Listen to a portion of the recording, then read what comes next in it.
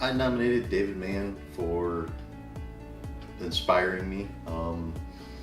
He is here every day, on time, early. He's usually the last to leave.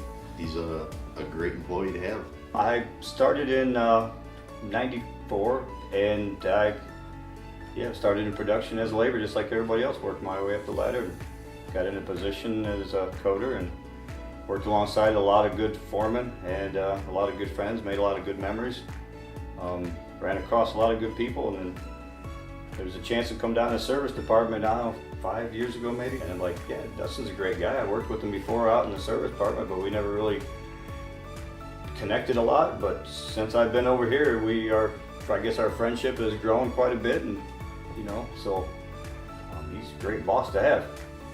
So I try my best to make sure I can do anything to help his job easier. Chicken works wonderfully with the other employees.